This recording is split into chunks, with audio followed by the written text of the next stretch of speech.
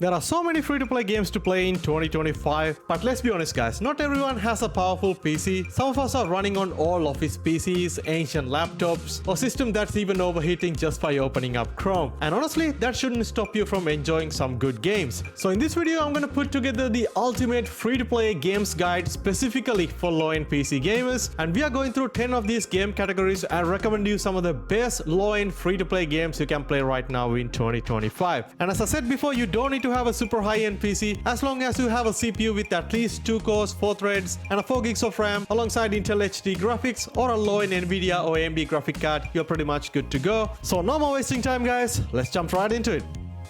Alright, let's kick things off with Battle Royale games, and with the system requirement that I mentioned, you may not be able to run games like PUBG, Apex Legends, Fortnite, or even something like Fallout 84, but every single one of these games that I'm about to mention should run perfectly fine even if you have a low-end PC. Starting with Bloodstrike, which is basically a Call of Duty mobile style Battle Royale game built for PC. It is super lightweight, fast-paced, and perfect if you want something a modern Battle Royale that runs fine on a low-end PC. I try out the game on Intel HD 620 graphics and it runs perfectly fine. We also got Combat Masters, another very popular game to play on a potato PC. The Battle Royale mode is still not the most comprehensive, still work in progress, and remember you can only play on solo right now, but it should run perfectly fine on a potato system. We also got a brand new game that just came out, which is Sonic Rumble, a fun, chaotic filled party style Battle Royale where you race, dodge traps, and outspeed other players. Moving on to another similar style of anime Battle Royale, which is My Hero Ultra Rumble. It's a 24-player team-based battle royale with flashy superhero abilities and surprisingly low on system requirements, so even a budget PC can simply enjoy it. If you want pure chaotic fun, Stumble Guys is basically Fall Guys' little brother with way smoother and better performance. I tried this game out on my low-end laptop and it runs perfectly fine on 1080p 60 FPS. We also got some underrated games like Pixel Gun 3D PC Edition, which comes with a Minecraft-style voxel-based battle royale with tons of weapons and mods. It is fun to play for a few rounds. After that you're probably gonna get bored. We also got pretty popular games like Super Animal Royale, an adorable but deadly top-down shooter battle royale with cute animals blasting each other. It made for mobile, so it's perfectly run on a low-end PC. And finally we got games like Bomberground Reborn that mixes Bomberman mechanics with battle royale chaos. It's fast matches, simple visuals, and extremely low-end system requirements.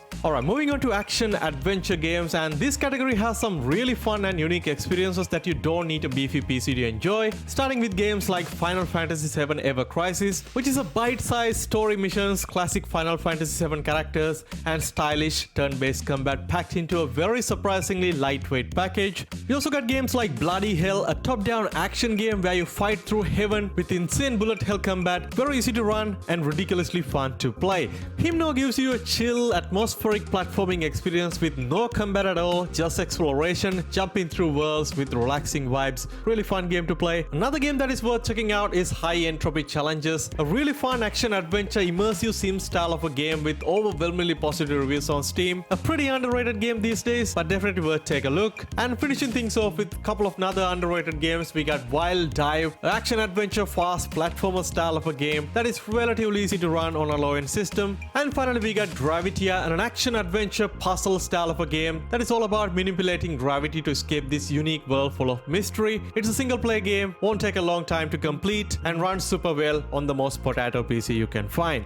Alright, moving on to the survival category, we honestly don't have too many games to talk about, and at the same time we won't be able to run the most popular survival games like Once Human, but here are some fun free survival games that actually run well on a low-end system, starting with Muck, a pretty popular, a very well-known free-to-play survival game that was made by Danny, where you gather materials and fights off waves of enemies, and it is insanely fun to play on co-op with friends. Another extremely popular game on Steam right now is Unturned, a classic low-spec survival sandbox style of a game that mixes zombie survival with base building and PvP elements. The game is very active on Steam, has a massive community behind it, alongside a giant open world to explore. No doubt one of the best games to play on a potato system. Other than that, we also got games like Zombie Blocks 2, similar to Unturned, but in third person with better graphics, Another game is a Walking Zombies 2 that combines survival gameplay with RPG progression, quests, skill trees, looting, and zombie-filled town all packed into a small single-player package. The game is made to run on mobile devices, so it should run perfectly fine on a potato PC. And talking about mobile games ported onto PC, we got games like Undawn, which is much more of a polished open-world survival experience with large explorable maps, scavenging, fighting infected, and upgrading your gear while completing the story. It's a relatively popular game on mobile, but somewhat underrated on Steam.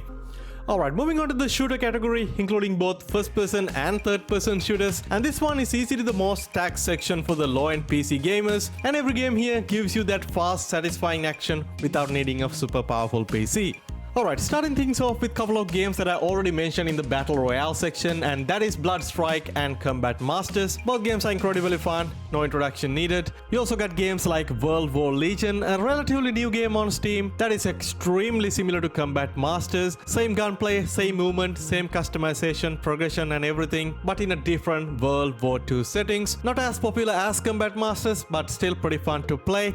We also got Polygon, a simple low-poly style multiplayer shooter, but the gameplay is much more tactical compared to other previously mentioned games. It is more of a large-scale conquest style mode that can play up to 32 players. Fun game to play, but somewhat of a difficult game to run on Intel HD graphics. Battle Teams 2 also give you tons of mods, maps, weapons. It feels like a blend of old-school PC shooters with some modern pacing. You get tons of multiplayer modes, a co-op zombie campaign style of a mode, but remember it's a pretty unpopular game on Steam at the moment. Alright, moving on to a few third-person shooter games, we got Strinova, a third-person anime-style tactical shooter where you can easily switch between 3D and 2D just press of a button. A very unique game to play and run super well on a potato system. Predecessor is technically a third-person MOBA-style hybrid shooter that mixes hero abilities with shooter combat in a very unique way. And we also got games like Rogue Company, a game that need absolutely no introduction, but at the moment the game's probably on its last legs. Only have about few hundred people playing at the moment, which is something to keep in mind.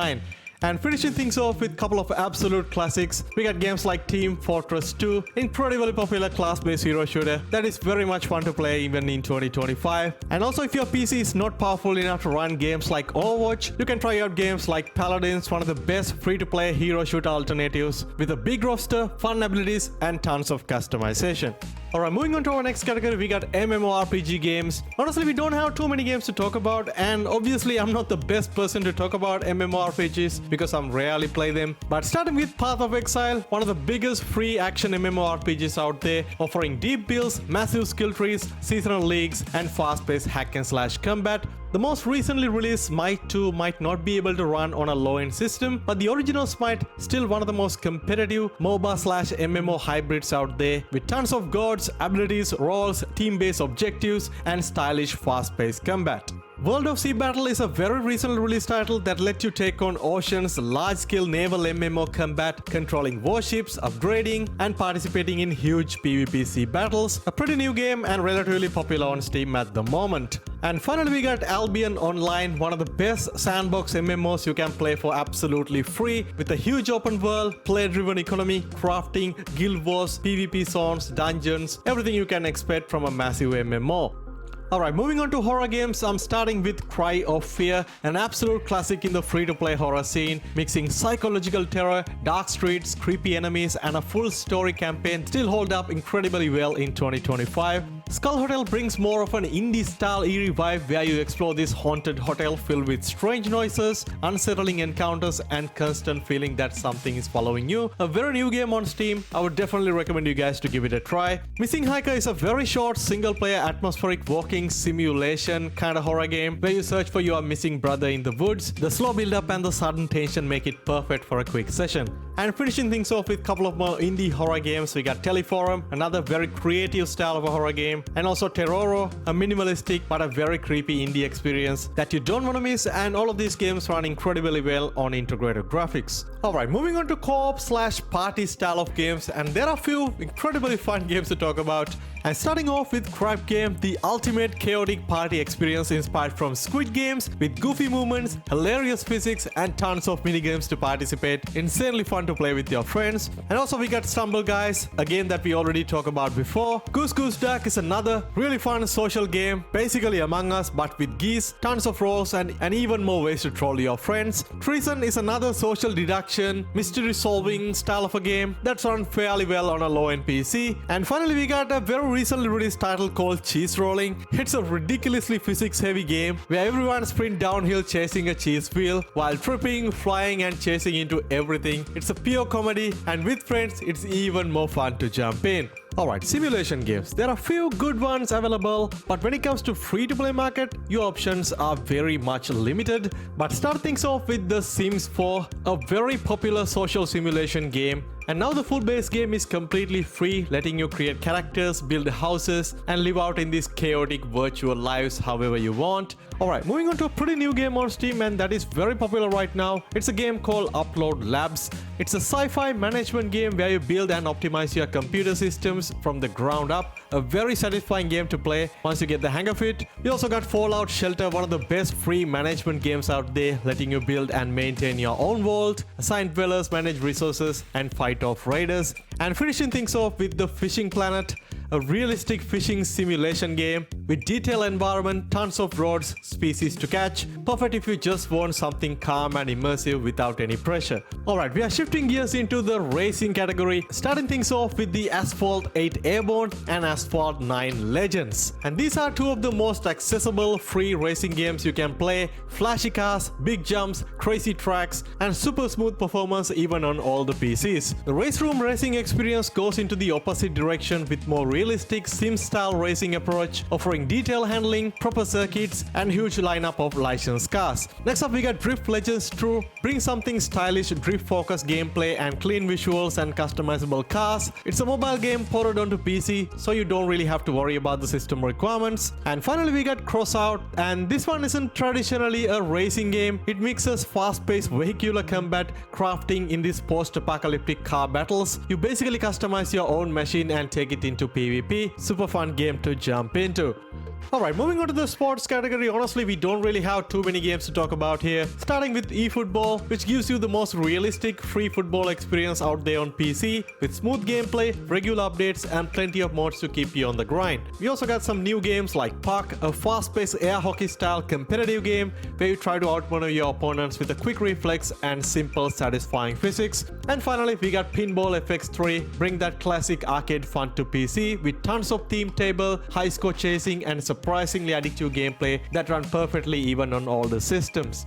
Alright, moving on to our final category, we got esports / competitive style of games, starting with one of the most popular free games on the market, and that is Brawlhalla, a 2D platformer with fast-paced matches, rank play, and surprisingly deep competitive scene. You honestly don't really need to have a PC to play this. It is cross-play, cross-platform, available on mobile as well. We also got Rocket League, another must-play, high-octane soccer with cars, insane aerial plays, and a huge esport ecosystem. Remember, if you decide to play the game on PC, now it's only available on Epic Games Store. And finally, of course, I have to mention Valorant and Counter-Strike 2, but nowadays running these games on a low-end PC, it is very much questionable. With all the updates and new stuff they add to the games are very heavy and literally won't work on Intel HD graphics. But if you have a low-end Nvidia card or AMD card, you're probably able to get a very decent playable experience, so I feel like still worth mentioning.